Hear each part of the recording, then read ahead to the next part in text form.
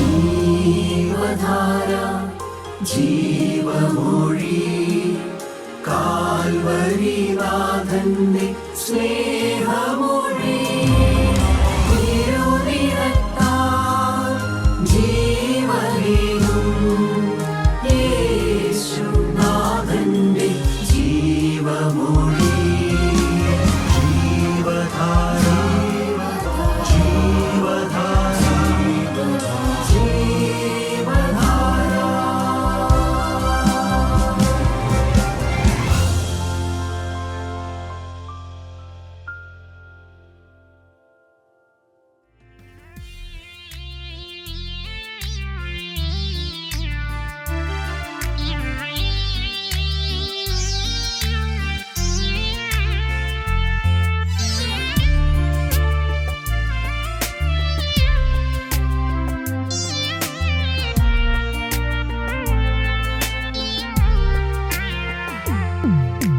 നീ ഞങ്ങൾക്കേകിടും നന്മകളോർത്തെന്നും പാടിടും സ്തുതിഗീതങ്ങൾ. നീ ഞങ്ങൾക്കേകിടും നന്മകളോർത്തെന്നും പാടിടും സ്തുതിഗീതങ്ങൾ. ആനന്ദഗാനങ്ങൾ ആകുല നേരത്തും പാടി ഞാൻ ആശ്വസിക്കും.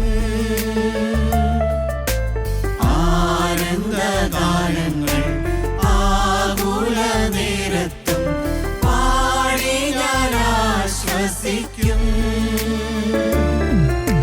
നീറിടും വേളയിൽ നീ എനിക്കേകിടും നന്മയിൻ നീരുറവാ. നീറിടും വേളയിൽ നീ എനിക്കേകിടും നന്മയിൻ നീരുറവാ.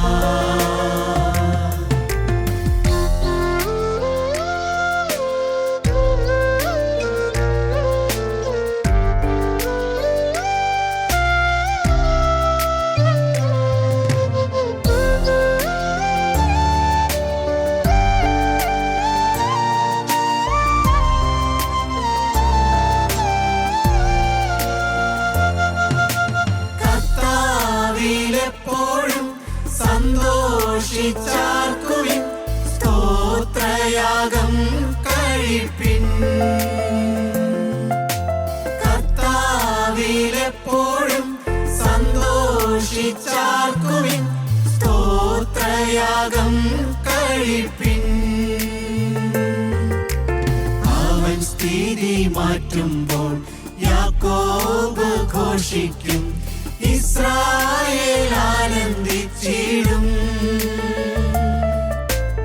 അവൻ സ്ഥിതി മാറ്റുമ്പോൾ യാക്കോബ് ഘോഷിക്കും, ഇസ്രായേൽ ആനന്ദിച്ചിടും. നീറിടും വേളയിൽ നീ എനിക്കേകിടും നന്മയിൻ നീരുറവാ. നീറിടും വേളയിൽ നീ എനിക്കേകിടും നന്മയിൻ നീരുറവാ. നീറിടും വേളയിൽ നീ എനിക്കേകിടും നന്മയിൻ നീരുറവാ. ദൈവത്തിന് സ്തോത്രം. ഇന്ന് ലോകത്തിലേക്ക് നോക്കുമ്പോൾ അനേക മനുഷ്യരും എന്തിനോ വേണ്ടിയിട്ട് അധ്വാനിക്കുന്ന മനുഷ്യരാണ് ഞാൻ കാണുന്നത്. അനേകരും ഇന്ന് പണത്തിന് വേണ്ടിയിട്ട് ഓടി നടന്ന് അധ്വാനിക്കുന്നു. എങ്ങനെയും പണം ഉണ്ടാക്കണം, എങ്ങനെയെങ്കിലും കുറേ സമ്പാദിക്കണം, അങ്ങനെയുള്ള ചിന്താഗതിയിൽ കഷ്ടപ്പെട്ട് ഓടി നടന്ന് ജീവിക്കുന്ന മനുഷ്യരെ നമുക്ക് കാണാൻ സാധിക്കുന്നു. പോരാ, മനുഷ്യർ ഇന്ന് പ്രതാപത്തിനും പേര് വേണം, ജനങ്ങളെന്നെ അറിയണം, ജനങ്ങളുടെ മുമ്പിൽ എനിക്ക് വലിയവനാവണം, വലിയ രീതിയിൽ അറിയപ്പെടുന്ന ഒരു വ്യക്തിയായിട്ട് ജീവിക്കണം എന്ന് വിചാരിച്ച് മാത്രം ജീവിക്കുന്ന മനുഷ്യരെ നമുക്ക് കാണാൻ സാധിക്കും. ഇന്ന് പല രീതിയിൽ അധ്വാനിച്ച് എങ്ങനെയെങ്കിലും കുടുംബം പോറ്റിയാൽ മതി, കുടുംബത്തിൻ്റെ കഷ്ടപ്പാടിന് വേണ്ടിയിട്ട് അധ്വാനിച്ച് അതിനുവേണ്ടി അധ്വാനിക്കുന്ന മനുഷ്യരെ നമുക്ക് കാണാൻ സാധിക്കും. പ്രിയപ്പെട്ടവരെ, ഇന്ന് മനുഷ്യൻ്റെ ജീവിതത്തിൻ്റെ അവസാന കാലഘട്ടത്തെപ്പറ്റി ചിന്തിച്ച് ജീവിക്കുന്ന മനുഷ്യർ ഇന്ന് തുലവും ചുരുക്കമാണ്. ഈ ലോകത്തിൽ മനുഷ്യന് എങ്ങനെയെങ്കിലും കുറെ പണമുണ്ടാക്കി സമ്പത്തുണ്ടാക്കി ഒന്ന് സുഖിച്ച് ഈ ലോകത്തിൽ ജീവിച്ച് മനുഷ്യന് മരിക്കണമെന്നാണ് ആഗ്രഹം. മരിക്കുമ്പോൾ മരിച്ചു കഴിഞ്ഞതിന് ശേഷം ലാസറിനെ പോലെ സ്വർഗത്തിലിരിക്കണം, ആ ഒരു ചിന്താഗതിയാണ് മനുഷ്യൻ ചിന്തിക്കുന്നത്. ദൈവത്തിന് സ്തോത്രം. പ്രിയപ്പെട്ടവരെ, എന്തിനോ വേണ്ടി അധ്വാനിക്കുന്ന മനുഷ്യർ. നമുക്കൊരു വാക്യം വായിക്കാം. വിശുദ്ധ മത്തായി എഴുതിയ സുവിശേഷം 16-ാം അധ്യായത്തിൻ്റെ 26-ാം വാക്യം, ഒരു മനുഷ്യൻ സർവ്വലോകവും നേടിയിട്ടും അവൻ്റെ ജീവനെ നഷ്ടമാക്കിയാൽ അവന് എന്തു പ്രയോജനം? സകലതും സമ്പാദിക്കുന്നുണ്ട്, എല്ലാം നേടുന്നുണ്ട്, പക്ഷേ അവൻ്റെ ജീവനെ, അവൻ്റെ ആത്മാവിനെ നഷ്ടമാക്കിയാൽ അവന് എന്തു പ്രയോജനം? ഈ ചുരുക്കകാലമാകുന്ന മനുഷ്യൻ്റെ ജീവിതം എത്രയോ ക്ഷണികമാണ്. ഒരു മനുഷ്യൻ എപ്പോൾ വേണമെങ്കിലും നമ്മൾ ഈ ഭൂമിയിൽ നിന്നും മാറ്റപ്പെടാം. ഒരു ശ്വാസം എത്രേ, ഒരു ശ്വാസം എടുത്താൽ അത് പുറത്തേക്ക് വിടണമെന്ന് യാതൊരുവിധ നിർബന്ധവും ഇല്ല. അതിനിപ്പുറം മനുഷ്യൻ മരിച്ചു പോകാം. അത്രയേ ഉള്ളൂ ഒരു മനുഷ്യൻ്റെ ജീവിതം.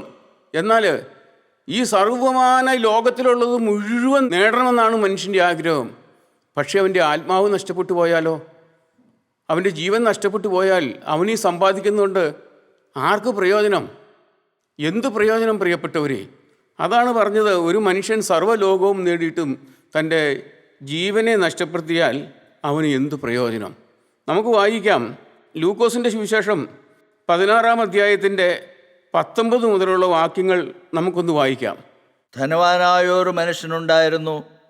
അവൻ ധൂമ്രവസ്ത്രവും പട്ടും ധരിച്ച് ദിനംപ്രതി ആഡംബരത്തോടെ സുഖിച്ചുകൊണ്ടിരുന്നു. ലാസർ എന്നു പേരുള്ള ഒരു ദരിദ്രൻ വ്രണം നിറഞ്ഞവനായി അവൻ്റെ പടിപ്പുരയ്ക്കൽ കിടന്നു. ധനവാന്റെ മേശയിൽ നിന്ന് വീഴുന്നത് തിന്ന് വിശപ്പടക്കുവാൻ ആഗ്രഹിച്ചു. നായ്ക്കളും വന്ന് അവൻ്റെ വ്രണം നക്കും. ആ ദരിദ്രൻ മരിച്ചപ്പോൾ ദൂതന്മാർ അവനെ അബ്രഹാമിൻ്റെ മടിയിലേക്ക് കൊണ്ടുപോയി. ധനവാനും മരിച്ചു അടക്കപ്പെട്ടു. പാതാളത്തിൽ യാതന അനുഭവിക്കുമ്പോൾ മേലോട്ട് നോക്കി ദൂരത്ത് നിന്ന് അബ്രഹാമിനെയും അവൻ്റെ മടിയിൽ ലാസറിനെയും കണ്ടു. അബ്രഹാം പിതാവേ, എന്നോട് കനിവുണ്ടാകണമേ. ലാസർ വിരലിൻ്റെ അറ്റം വെള്ളത്തിൽ മുക്കി എൻ്റെ നാവിനെ തണുപ്പിക്കേണ്ടതിന് അവനെ അയക്കണമേ. ദൈവത്തിന് സ്തോത്രം. പ്രിയപ്പെട്ടവരെ, ഒരു ചരിത്രമാണെങ്കിൽ തന്നെയും ധനവാനായൊരു മനുഷ്യൻ ആ ദേശത്തുണ്ടായിരുന്നു. അവൻ ജീവിച്ചിരിക്കുന്ന കാലത്ത് അവൻ വളരെ ആഡംബരത്തോടും വളരെ സന്തോഷത്തോടും അവൻ്റെ പണത്തിനനുസരിച്ച് അവൻ മാന്യമായിട്ട് ജീവിച്ചു. അവനന്ന് ആ കാലത്ത് അവൻ്റെ പടിപ്പുരയ്ക്കിൽ കിടക്കുന്ന ഒരു ദരിദ്രനായ ലാസർ ഉണ്ടായെങ്കിൽ തന്നെ ആ ലാസറിനെ പറ്റി ചിന്തിക്കാനോ ഒന്നും അവന് സാധിച്ചില്ല. പക്ഷേ രണ്ടുപേരും മരിച്ചു. ഈ ധനവാനായ മനുഷ്യൻ വളരെ സമ്പത്തുള്ളതുകൊണ്ട് അവൻ നല്ല ഭക്ഷണം കഴിച്ച് നല്ല വസ്ത്രം ധരിച്ച് യാതൊരുവിധ പ്രശ്നങ്ങളുമില്ലാതെ അവന് ജോലിക്കാരുണ്ട്, അവൻ്റെ കാര്യങ്ങൾ നോക്കാൻ ആൾക്കാരുണ്ട്, എന്ത് കാര്യം പറഞ്ഞാലും ചെയ്തു കൊടുക്കാൻ ആൾക്കാരുണ്ട്. അങ്ങനെ വലിയൊരു രീതിയിൽ ഈ ഭൂമിയിൽ യാതൊരു കഷ്ടപ്പാടും അനുഭവിക്കാതെ അവൻ ഈ ഭൂമിയിൽ നിന്നും മാറ്റപ്പെട്ടു. എന്നാൽ അവൻ്റെ പടിപ്പുരയ്ക്കൽ ഒരു ലാസർ എന്ന് പറയുന്ന ഒരു ദരിദ്രനായ ഒരു മനുഷ്യനുണ്ടായിരുന്നു. അവനൊരു രോഗിയായിരുന്നു. അവൻ്റെ മേല് മുഴുവനും വ്രണമായിരുന്നു. പക്ഷേ അവന് യാതൊരു പരിഭവമുണ്ടെന്നുള്ളത് വേദപുസ്തകത്തിൽ പറയുന്നില്ല. അവൻ ഈ ധനവാന്റെ വീട്ടിൽ നിന്നും കിട്ടുന്നതായ അപ്പക്കഷ്ണം മാത്രം കഴിച്ചാണ് ആ പാവപ്പെട്ട മനുഷ്യൻ ലാസർ ജീവിച്ചിരുന്നത്. അവൻ്റെ കൂട്ടുകാരെ എന്ന് പറയുന്നത് സാധാരണ മനുഷ്യരല്ല, നായ്ക്കളായിരുന്നു. നായ്ക്കൾ വന്ന് അവൻ്റെ വ്രണം നക്കും. അതായിരുന്നു അവൻ്റെ ജീവിതത്തിൻ്റെ അവസ്ഥ. പക്ഷെ അവന് യാതൊരു പരിഭവമില്ലായിരുന്നു. അവൻ മരിച്ചു. അവൻ്റെ ആത്മാവിനെ ദൈവം അബ്രഹാമിൻ്റെ അടുത്തേക്ക് കൂട്ടിക്കൊണ്ടുപോയി. രണ്ടുപേരും മരിച്ചു, അടക്കപ്പെട്ടു. ധനവാന് നല്ല ശവടക്ക് കിട്ടി, സംഗതിയെല്ലാം ശരിയാ. പക്ഷേ ലാസർ മരിച്ചു കഴിഞ്ഞപ്പോൾ ഒരു ശവടക്കും കിട്ടിയില്ല. അവനെ ആരും കാണാനോ ഒന്ന് കുഴിച്ചിടാൻ പോലും ആരും വന്നതായിട്ട് വേദപുസ്തകത്തിൽ കാണുന്നില്ല. പ്രിയപ്പെട്ടവരെ, എന്നാൽ ഈ ധനവാൻ മരിച്ച് നിത്യനരകത്തിലേക്ക്, പാതാളത്തിലേക്ക് പോയി. പാതാളത്തിൽ ചെന്ന് കിടന്ന് ദാഹിക്കുന്ന സമയത്ത് ഒരു തുള്ളി വെള്ളം കൊടുക്കാൻ ആരും ഉണ്ടായില്ല. നാട്ടിൽ ജീവിച്ചിരുന്ന സമയത്ത് അനേകം ജോലിക്കാരും അനേക സൗകര്യങ്ങളെല്ലാം ഉണ്ടായിരുന്ന എങ്കിൽ തന്നെയും ഈ ധനവാന് മരണശേഷം അവന് ഒരു തുള്ളി വെള്ളം കൊടുക്കാൻ ആരും ഉണ്ടായിരുന്നില്ല. അവൻ താഴെ ഇരുന്നുകൊണ്ട് മുകളിൽ അബ്രാഹാമിൻ്റെ മടിയിൽ ലാസർ ഇരിക്കുന്നത് ഈ ധനവാൻ കണ്ടു. അതുവരേക്കും ലാസറെ ശ്രദ്ധിച്ചില്ല. അപ്പോൾ ദൈവത്തോട് പറയാം, ആ ലാസറെ എൻ്റെ അടുത്തേക്ക് വിട്ട് ഒരു തുള്ളി വെള്ളം എൻ്റെ നാവിൽ ഒന്ന് വെച്ച് തരാൻ ഒന്ന് അയക്കാമോ എന്ന് ചോദിച്ചു. ദൈവത്തിന് സ്തോത്രം. പ്രിയപ്പെട്ടവരെ, ഒരു മനുഷ്യൻ്റെ അവസ്ഥയാണിത്. അവൻ ജീവിച്ചിരുന്നപ്പോൾ ഒരു ദൈവമുണ്ടെന്നോ, ഒരു ദൈവത്തിന് വേണ്ടി ജീവിക്കണമെന്നോ, അല്ലെങ്കിൽ എൻ്റെ നിത്യത ഞാൻ ദൈവത്തോടു കൂടെ കഴിക്കണമെന്നോ ഒരു ചിന്താഗതിയും ഈ ധനവാനായ മനുഷ്യനുണ്ടായിരുന്നതായിട്ട് യാതൊന്നും വേദോസ്തം പറയുന്നില്ല. സ്വന്തം ജീവിതം നഷ്ടപ്പെടുത്തി കളഞ്ഞു. തൻ്റെ ആത്മാവ് ചെല്ലേണ്ട സ്ഥലത്ത് ചെല്ലാൻ സാധിച്ചില്ല. ദൈവത്തിന് സ്തോത്രം. പ്രിയപ്പെട്ടവരെ, നമുക്ക് ചിന്തിച്ചു നോക്കിയാൽ യേശുക്രിസ്തുവിൻ്റെ കൂടെ 3.5 വർഷം നടന്ന വ്യക്തിയായിരുന്നു യൂദ. 3.5 വർഷം യേശുക്രിസ്തുവിൻ്റെ കൂടെ നടന്ന് യേശുക്രിസ്തു ചെയ്യുന്നതായ അത്ഭുതങ്ങളും അടയാളങ്ങളും കണ്ട് സാക്ഷാൽ ദൈവപുരുഷനാണെന്ന് മനസ്സിലാക്കി യേശുവിനോട് ചേർന്ന് നടന്നു. എന്നാൽ യേശുക്രിസ്തുവുമായിട്ട് കൂടി വരുന്ന കൂട്ടായ്മയിലുള്ള പണത്തിൻ്റെ കാര്യങ്ങളും എല്ലാം നോക്കുന്നത് യൂദയായിരുന്നു. പണസഞ്ചി യൂദയുടെ കയ്യിലായിരുന്നു. യേശുക്രിസ്തുവിൻ്റെ കൂടെ നടന്നു എന്ന് പറഞ്ഞിട്ട് യാതൊരു പ്രയോജനം കിട്ടിയില്ല. അവൻ്റെ ലക്ഷ്യം മുഴുവനും പണമായിരുന്നു. അവൻ്റെ ലക്ഷ്യം മുഴുവനും ദ്രവ്യാഗ്രഹമായിരുന്നു. എന്തുണ്ടായി പ്രിയമുള്ളവരെ? താൻ കൂടെ നടന്ന്, തന്നോട് കൂടെ നടന്ന്, താൻ ഈ കാണുന്നതെല്ലാം കണ്ടു മനസ്സിലാക്കി കൂടെ നടന്ന യൂദ ഈ യേശുക്രിസ്തുവിനെ ഒറ്റിക്കൊടുത്തു. യേശുവിനെ വിറ്റ് അവൻ പണം വാങ്ങി. എന്തുണ്ടായി? അവൻ അനുഭവിക്കാൻ സാധിച്ചില്ല. പ്രിയമുള്ളവരെ, അവൻ അനുഭവിക്കാൻ സാധിച്ചില്ല. അവൻ നഷ്ടപ്പെട്ടു പോയി. അവൻ ആത്മഹത്യ ചെയ്യേണ്ടി വന്നു. കെട്ടുതൂങ്ങി മരിക്കേണ്ടി വന്നു. നാശയോഗ്യനായിപ്പോയി. പ്രിയപ്പെട്ടവരെ, ഒരു മനുഷ്യന് പണമുണ്ട് എന്ന് വിചാരിച്ച്, അല്ലെങ്കിൽ സമ്പത്തുണ്ടെന്ന് വിചാരിച്ചിട്ട് എന്ത് പ്രയോജനം? പ്രയോജനമില്ല എന്നുള്ളതല്ല, പക്ഷേ ആ പണം നിൻ്റെ ജീവിതത്തിൻ്റെ അവസാന കാലഘട്ടത്തിൽ നിനക്കതിന് പ്രയോജനപ്പെടുമോ എന്ന് ഞാൻ ചിന്തിക്കേണ്ടിയിരിക്കുന്നു. ഒരു മനുഷ്യൻ സർവ്വലോകവും നേടിയിട്ടും തൻ്റെ ജീവനെ നഷ്ടമാക്കിയാൽ അവന് എന്ത് പ്രയോജനം? ദൈവത്തിന് സ്തോത്രം. പ്രിയപ്പെട്ടവരെ, നമുക്കറിയാം, കുഷ്ഠരോഗിയായ നയമാൻ ഏലീശയുടെ അടുത്ത് വന്നു. ഏലീശ പറഞ്ഞതുപോലെ നദിയിൽ പോയി മുങ്ങി അവൻ്റെ കുഷ്ഠം മാറി. കുഷ്ഠം മാറിയപ്പോൾ ഈ ഏലീശയുടെ കൂടെ നടന്നതായ ആ ഗേഹസി എന്തുണ്ടായി? ഈ നയമാൻ കൊണ്ടുവന്നതായ സമ്മാനങ്ങളും പണവും കൊടുക്കാമെന്ന് പറഞ്ഞിട്ട് ഏലീശ വാങ്ങിയില്ല. പക്ഷേ ഇത് കേട്ട് ആ നയമാൻ പോകുന്നത് കണ്ട് നയമാൻ്റെ പുറകെ ഓടിച്ചെന്ന് പണം വാങ്ങി. ഈ ഗേഹസി കുഷ്ഠരോഗിയായിപ്പോയി, നഷ്ടമായിപ്പോയി. അവൻ്റെ ജീവിതം എലീശ പണം വേണ്ട എന്ന് പറഞ്ഞ് വിട്ടതാണ്. പക്ഷേ ആ വ്യക്തി നയമാൻ്റെ പുറകെ ഓടിച്ചെന്ന് ചോദിച്ചു പണം വാങ്ങി. ആ നയമാന് വന്ന കുഷ്ഠം ഈ ഗേഹസിക്ക് പിടിച്ചു. ദൈവത്തിന് സ്തോത്രം. പ്രിയപ്പെട്ടവരെ, കുഷ്ഠം വന്ന് നരകിച്ചു മരിക്കേണ്ടി വന്നു. പ്രിയപ്പെട്ടവരെ, അവന് ആ പണം കൊണ്ട് അവനൊന്നും നേടാൻ സാധിച്ചില്ല. യൂദായിക്ക് ഒന്നും നേടാൻ സാധിച്ചില്ല. ദൈവത്തിന് സ്തോത്രം. നാം മനസ്സിലാക്കേണ്ട കാര്യങ്ങളാണ്. ഇന്നോടത്തൊരു പണം വേണ്ടെന്നോ പണമില്ലാതെ ജീവിക്കണമെന്നോ അല്ല ഇതിൻ്റെ അർത്ഥം. നമ്മുടെ പുതിയ പിതാക്കന്മാരൊക്കെ സമ്പന്നന്മാരായിരുന്നു. അവർക്ക് ഇഷ്ടം പോലെ പണമുണ്ടായിരുന്നു, ദാസിദാസന്മാരുണ്ടായിരുന്നു, ഒട്ടകങ്ങളുണ്ടായിരുന്നു, കഴുതകളുണ്ടായിരുന്നു, ആടുമാടുകളുണ്ടായിരുന്നു, എല്ലാം ഉണ്ടായിരുന്നു.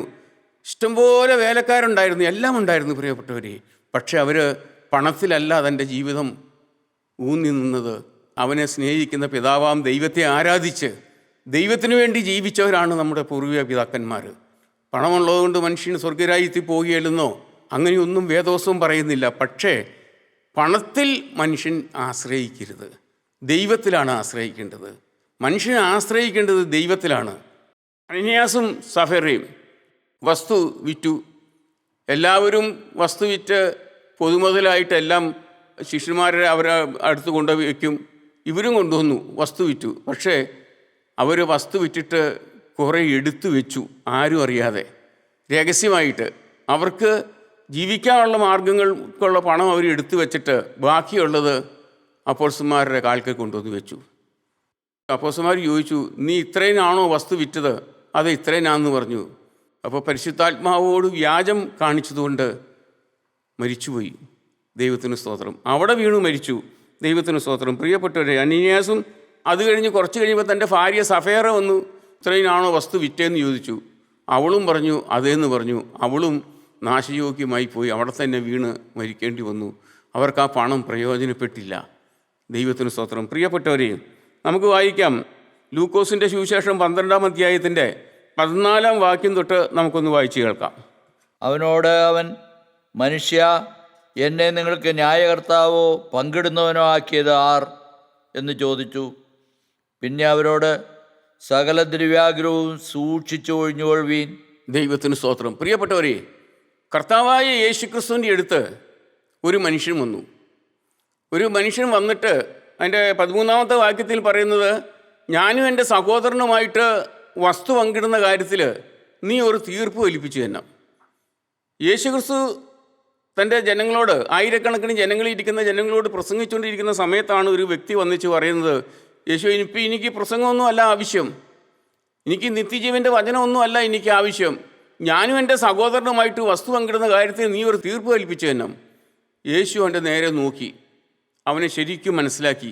അവനോട് പറഞ്ഞു, സകല ദ്രവ്യാഗ്രഹവും വിട്ട് ഒഴിഞ്ഞുകൊള്ളുവീൻ, സകല ദ്രവ്യാഗ്രഹവും വിട്ട് ഒഴിഞ്ഞുകൊള്ളുവീൻ എന്ന് പറഞ്ഞു. എന്നിട്ട് യേശു അവനോട് പറഞ്ഞു, പുരുഷാരത്തിലൊരുത്തൻ അവനോട്, ഗുരു, ഞാനുമായി അവകാശം പകുതി ചെയ്യുവാൻ എൻ്റെ സഹോദരനോട് കൽപ്പിച്ചാലോ എന്ന് പറഞ്ഞു. അവനോട് അവൻ, മനുഷ്യ, എന്നെ നിങ്ങൾക്ക് ന്യായകർത്താവോ പങ്കിടുന്നവനോ ആക്കിയത് ആർ എന്ന് ചോദിച്ചു. പിന്നെ അവരോട്, സകല ദ്രവ്യാഗ്രഹവും സൂക്ഷിച്ചു ഒഴിഞ്ഞുകൊള്ളുവീൻ. ദൈവത്തിന് സ്തോത്രം. പ്രിയപ്പെട്ടവരെ, യേശു അവൻ്റെ ഹൃദയത്തിലേക്ക് നോക്കിക്കഴിഞ്ഞപ്പോൾ യേശു അവനോട് പറഞ്ഞു, സകല ദ്രവ്യാഗ്രഹം വിട്ട് ഒഴിഞ്ഞുകൊള്ളുവീൻ.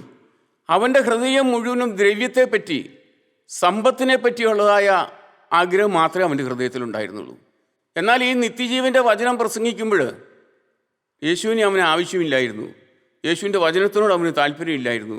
പ്രിയപ്പെട്ടവരെ, എൻ്റെ താഴത്തേക്ക് വായിക്കുമ്പോൾ നമുക്ക് മനസ്സിലാവും യേശു അവനോട് പറയുന്നത്. ഒരു ഉപമയോ അവരോട് പറഞ്ഞത്, ധനവാനായ ഒരു മനുഷ്യൻ്റെ ഭൂമി നന്നായി വിളഞ്ഞു. യേശു അവനോട് ഒരു ഉപമയായിട്ട് പറയാം. ആ ദേശത്ത് സമ്പന്നനായ ഒരു മനുഷ്യനുണ്ടായിരുന്നു, വലിയ ധനാഠ്യനായ ഒരു മനുഷ്യൻ. അവന് ഇഷ്ടംപോലെ ഭൂമിയുണ്ട്. ആ ഭൂമി, അവൻ നല്ല കൃഷിക്കാരനാണ്. അവൻ കൃഷി ചെയ്ത് അവൻ്റെ ഭൂമി നന്നായിട്ട് വിളഞ്ഞു, ഇഷ്ടംപോലെ വിളഞ്ഞു. വിളവ് കിട്ടിക്കഴിഞ്ഞപ്പോൾ അവൻ ഉള്ളിൽ ചിന്തിക്കുക, അപ്പോൾ അവൻ, ഞാൻ എന്ത് ചെയ്യേണ്ടു? എൻ്റെ വിളവ് കൂട്ടിവെപ്പാൻ സ്ഥലം പോരാ എന്ന് ഉള്ളിൽ വിചാരിച്ചു. പിന്നെ അവൻ പറഞ്ഞത്, ഞാൻ ഇത് ചെയ്യും, എൻ്റെ കളപ്പുരകളെ പൊളിച്ച് അധികം വലിയവ പണിത് എൻ്റെ വിളവും വസ്തുവകയും എല്ലാം അതിൽ കൂട്ടിവെക്കും. അവൻ ഉള്ളിൽ തന്നെ പറയുക, ഞാൻ എൻ്റെ വിളവ് നന്നായിട്ട് വിളഞ്ഞു, എനിക്കിഷ്ടം പോലെ എൻ്റെ കൃഷി നന്നായിട്ട് വിളഞ്ഞു, 30, 60, 100 മേനിയായിട്ട് എൻ്റെ കൃഷി വിളഞ്ഞു. പക്ഷേ ഞാനിത് എന്ത് ചെയ്യും? ഇത്രയും വിളവ് കിട്ടിയത് ഞാൻ എന്ത് ചെയ്യും? എൻ്റെ പഴയ കളപ്പുരകളൊന്നും പോരാ, കൂട്ടിവെപ്പാൻ എനിക്ക് സ്ഥലം പോരാ. എന്നിട്ട് ഞാൻ എന്ത് ചെയ്യും? ഞാൻ എൻ്റെ കളപ്പുരകളെയൊക്കെ പൊളിച്ച് വലുതായിട്ട് പണിയും. എനിക്ക് യേശുക്രിസ്തുവുമായിട്ട് എൻ്റെ ദൈവം തന്നതാണെന്നോ, എൻ്റെ ദൈവം തന്ന അനുഗ്രഹമാണെന്നോ അത് പറയുന്നത് അവൻ ചിന്തിക്കുന്ന പോലുമില്ല. എൻ്റെ ദൈവമാണ് എനിക്കിത് തരുന്നത്, എൻ്റെ ദൈവം തന്നതാണ്, എൻ്റെ ദൈവമാണ് എൻ്റെ കൃഷി എനിക്ക് വലുതാക്കി തന്നതെന്നൊരു ചിന്താഗതി അവൻ്റെ ഹൃദയത്തിലില്ല. അവൻ അതിനെപ്പറ്റി ചിന്തിക്കുന്ന പോലുമില്ല. അങ്ങനെ ഒരു വാക്കവൻ പറയുന്നില്ല. ഞാൻ എൻ്റെ കളപ്പുരകളെ പൊളിച്ച് വലുതായിട്ട് പണിയും, ഞാൻ കൃഷി ചെയ്യും, ഞാൻ എൻ്റെ വിളവെടുക്കും, ഞാൻ എൻ്റെ കളപ്പുരകളെ പൊളിച്ച് വലുതായിട്ട് പണിയും. എനിക്ക് ദൈവമായിട്ട് യാതൊരു ബന്ധവുമില്ല, എനിക്ക് ദൈവത്തെപ്പറ്റി ചിന്തിക്കാൻ പോലും എനിക്ക് നേരമില്ല. എന്നിട്ട് പറഞ്ഞു, എൻ്റെ കളപ്പുരകളെ പൊളിച്ച് ഞാൻ അതിനകത്ത് ഇതെല്ലാം ഞാൻ കൂട്ടിവെക്കും. വെറുതെ ഒന്നുമല്ല, വർഷങ്ങൾ തിന്നാൻ ഏറ്റവും ഇഷ്ടം പോലെ സമ്പത്തുണ്ടായി. ധാരാളം വർഷങ്ങൾ എനിക്ക് ജീവിക്കാനുള്ള സമ്പത്ത് എനിക്ക് കിട്ടി. ഞാൻ കൃഷി ചെയ്തുണ്ടാക്കി. ഞാൻ ഇതെല്ലാം ഇങ്ങനെ അതിനകത്ത് കൂട്ടിവെച്ച് ഞാൻ സൂക്ഷിക്കും.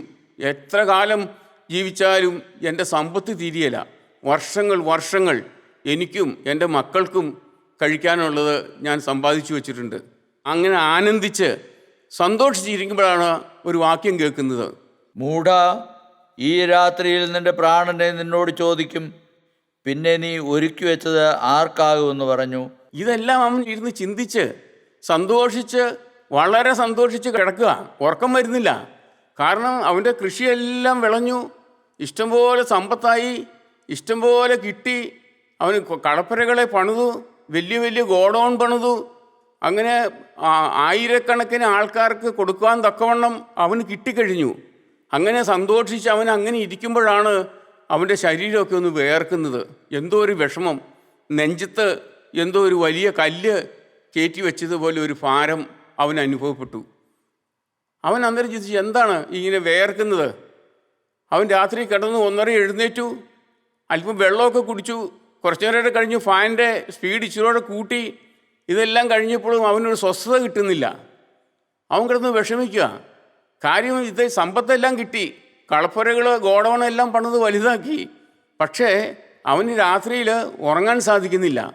എന്തോ ഒരു അസ്വസ്ഥത, നെഞ്ചിനകത്തിരുന്ന് എന്തോ ഒരു വേദന. എന്താ ചെയ്യേണ്ടത്? ഹോസ്പിറ്റലിൽ പോകണോ? അവൻ പലതും ചിന്തിക്കുന്നുണ്ട്. ഇതിനിടയ്ക്ക് പല കാര്യങ്ങളും ചിന്തിക്കുന്നുണ്ട്. അവൻ്റെ ഭാര്യയെപ്പറ്റി ചിന്തിക്കുന്നുണ്ട്, മക്കളെപ്പറ്റി ഒരുപക്ഷെ ചിന്തിക്കുന്നുണ്ടാവും, അവൻ പല കാര്യങ്ങളും ചിന്തിക്കുന്നുണ്ടാവും. പക്ഷെ ദൈവത്തെപ്പറ്റി അവൻ ചിന്തിക്കുന്നതായിട്ട് വേദോസ്തവം പറയുന്നില്ല. അങ്ങനെ അവൻ ചിന്തിച്ചുകൊണ്ടിരിക്കുന്ന സമയത്താണ് ഒരു ശബ്ദം കേൾക്കുന്നത്. മൂഢാ, ഈ രാത്രി നിൻ്റെ പ്രാണനെ ഞാൻ നിന്നോട് ചോദിക്കും, പിന്നെ നീ ഒരുക്കി വെച്ചത് ആരനുഭവിക്കും? നീ ഒരുക്കി വെച്ചത് ആരനുഭവിക്കും? കാര്യം നീ ഈ സമ്പത്തെല്ലാം നീ ഉണ്ടാക്കി, ഇഷ്ടം പോലെ നീ സമ്പാദിച്ചു, ഇതെല്ലാം നീ നേടിയെടുത്തെങ്കിൽ തന്നെയും നീ ഉണ്ടാക്കി വെച്ചത് ആരനുഭവിക്കും? ആരനുഭവിക്കും? നീ പോകുമല്ലേ? ഈ രാത്രി നിൻ്റെ പ്രാണനെ ചോദിച്ച് നീ ഈ ഭൂമിയിൽ നീ ഉണ്ടാക്കി വെച്ചതെല്ലാം ഇവിടെ ഇട്ടിട്ട് നീ യാത്രയാവുമല്ലേ? പക്ഷെ നീ ഉണ്ടാക്കി വെച്ചത് ആരനുഭവിക്കും? അവൻ്റെ അവസാനത്തെ വാക്യം, ദൈവവിഷയമായി സമ്പന്നനാകാതെ തനിക്ക് തന്നെ നിക്ഷേപിക്കുന്നതിൻ്റെ കാര്യം ഇങ്ങനെയാകുന്നു. ദൈവവിഷയമായി സമ്പന്നാവാതെ തനിക്ക് തന്നെ നിക്ഷേപിക്കുന്നവൻ്റെ കാര്യം ഇങ്ങനെയാകുന്നു. സമ്പത്തുണ്ടായിട്ട് കാര്യമില്ല പ്രിയമുള്ളവരെ. സമ്പത്ത് വേണം, പക്ഷേ ഈ സമ്പത്തിലെല്ലാം ഉപരിയായിട്ട് നീ ദൈവവിഷയമായി സമ്പന്നനാകണം. ഒരു മനുഷ്യന് സർവ്വലോകവും നേടിയിട്ടും തൻ്റെ ജീവനെ നഷ്ടമാക്കിയാൽ അവന് എന്തു പ്രയോജനം? മർക്കോസിൻ്റെ സുവിശേഷം 10-ാം അധ്യായത്തിൻ്റെ 17-ാമത്തെ വാക്യം. അവൻ പുറപ്പെട്ട് യാത്ര ചെയ്യുമ്പോൾ ഒരുവൻ ഓടി വന്ന് അവൻ്റെ മുമ്പിൽ മുട്ടുകുത്തി, നല്ല ഗുരു, നിത്യജീവനെ അവകാശമാക്കുവാൻ ഞാൻ എന്തു ചെയ്യണമെന്ന് അവനോട് ചോദിച്ചു. അതിന് യേശു, എന്നെ നല്ലവനെന്ന് പറയുന്നത് എന്ത്? ദൈവം ഒരുവനല്ലാതെ നല്ലവൻ ആരുമില്ല. കൊല ചെയ്യരുത്, വ്യഭിചാരം ചെയ്യരുത്, മോഷ്ടിക്കരുത്, കള്ളസാക്ഷ്യം പറയരുത്, ചതിക്കരുത്, നിൻ്റെ അപ്പനെയും അമ്മയെയും ബഹുമാനിക്കുക എന്നീ കൽപ്പനകളെ നീ അറിയുന്നുവല്ലോ എന്ന് പറഞ്ഞു. അവനവനോട്, ഗുരു, ഇതൊക്കെയും ഞാൻ ചെറുപ്പം മുതൽ പ്രമാണിച്ചു പോരുന്നു എന്ന് പറഞ്ഞു. യേശു അവനെ നോക്കി അവനെ സ്നേഹിച്ചു. ഒരു കുറവ് നിനക്കുണ്ട്, നീ പോയി നിനക്കുള്ളതെല്ലാം വിറ്റ് ദരിദ്രർക്ക് കൊടുക്ക, എന്നാൽ നിനക്ക് സ്വർഗത്തിൽ നിക്ഷേപം ഉണ്ടാകും, പിന്നെ വന്ന് എന്നെ അനുഗമിക്കുക എന്ന് പറഞ്ഞു. അവൻ വളരെ സമ്പത്തുള്ളവനാകൊണ്ട് ഈ വചനത്തിങ്കൽ വിഷാദിച്ച് ദുഃഖിതനായി പോയി കളഞ്ഞു. പ്രിയപ്പെട്ടവരെ, ഒരു ചെറുപ്പക്കാരൻ, നല്ലൊരു മനുഷ്യനാ. അവൻ യേശുവിൻ്റെ അടുത്ത് വന്നിട്ട്, നിത്യജീവനെ പ്രാപിക്കാൻ ഞാൻ എന്ത് ചെയ്യണം? അവൻ ന്യായപ്രമാണം എല്ലാം അനുസരിച്ച് ജീവിക്കുന്ന മനുഷ്യനാ, യാതൊരു തെറ്റും ചെയ്യുന്നില്ല. ഇനി എന്ത് കുറവാണ് എനിക്കുള്ളത്? അത് യേശുവിനോടൊന്ന് ചോദിച്ച് മനസ്സിലാക്കാം. കാരണം അവൻ്റെ ചിന്താഗതി വളരെ നല്ലതായിരുന്നു. കൽപ്പനകളെ പ്രമാണിച്ച് ജീവിക്കുക എന്ന് പറഞ്ഞപ്പോൾ, കർത്താവേ, ഈ കൽപ്പനകളൊക്കെ ഞാൻ അനുസരിക്കുന്ന മനുഷ്യനാണ്, ഇതെല്ലാം അനുസരിച്ചാണ് ഞാൻ ജീവിക്കുന്നത് എന്ന് പറഞ്ഞു. യേശു അവൻ്റെ മുഖത്തേക്ക് നോക്കി വളരെ സന്തോഷിച്ചു. യേശുവിന് സന്തോഷമായതിന് ശേഷം യേശു അവനോട് പറഞ്ഞു, നിനക്കൊരു കുറവുണ്ട്, നിനക്കുള്ളതെല്ലാം വിറ്റ് ദരിദ്രർക്ക് കൊടുക്കുക, അതിനുശേഷം നീ എന്നെ വന്ന് അനുഗമിക്കാൻ പറഞ്ഞു. അവൻ വളരെ പ്രതീക്ഷയോട് കൂടിയാണ് യേശുവിൻ്റെ അടുത്ത് വന്നത്. കാരണം ന്യായപ്രമാണം എല്ലാം അനുസരിച്ച് ജീവിക്കുന്നു, ഒരു തെറ്റും ചെയ്യുന്നില്ല. പക്ഷേ ഇനി യേശുവിൻ്റെ അടുത്ത് നിന്ന് ഇത്രയും വലിയ കാര്യങ്ങൾ പറയുമെന്ന് അവൻ ഒരിക്കലും ചിന്തിച്ചില്ല. യേശു പറഞ്ഞു, നിനക്കുള്ളതെല്ലാം വിറ്റ് ദരിദ്രർക്ക് കൊടുക്കുക. പ്രിയപ്പെട്ടവരെ, അവൻ അതിദുഃഖിതനായിട്ട് പോയി കളഞ്ഞു.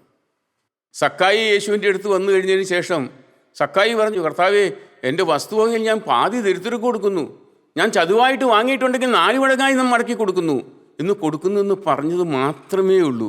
സക്കായി ചെയ്തതായിട്ട് വേദോസ്തത്തിൽ പറയുന്നില്ല. അന്നേരമാണ് പറയുന്നത്, ഇവനും അബ്രഹാമിൻ്റെ മകനാകിയാൽ ഇന്ന് ഈ വീടിന് രക്ഷ വന്നു. ദൈവത്തിന് സ്തോത്രം. പ്രിയപ്പെട്ടവരെ, ഈ ചെറുപ്പക്കാരൻ അവൻ്റെ ഹൃദയത്തിൽ അത് വിൽക്കാനുള്ളൊരു മനസ്സുണ്ടായിരുന്നെങ്കിൽ അവൻ യേശുവിനോട് കൂടെ ജീവിക്കാൻ സാധിക്കുമായിരുന്നു. അവൻ്റെ ധനം അവനെ പരാജയപ്പെടുത്തി കളഞ്ഞു. പ്രിയമുള്ളവരെ, നാം ഈ ലോകത്തിൽ നാം ചിന്തിക്കുമ്പോൾ എത്രമാത്രം സമ്പാദിച്ചാലും ഏതെല്ലാം നേടിയാലും നമ്മുടെ ജീവിതത്തിൽ ക്രിസ്തു ഇല്ല എങ്കിൽ നാം വെറും വട്ടപൂജ്യമായിരിക്കും. എന്തെല്ലാം നേടിയാലും എത്ര സമ്പന്നനായാലും നിൻ്റെ ജീവിതത്തിൽ യേശു ഇല്ല എങ്കിൽ, നീ ദൈവവിഷയമായി സമ്പന്നനാകുന്നില്ല എങ്കിൽ നിൻ്റെ ജീവിതം വട്ടപൂജ്യം മാത്രം.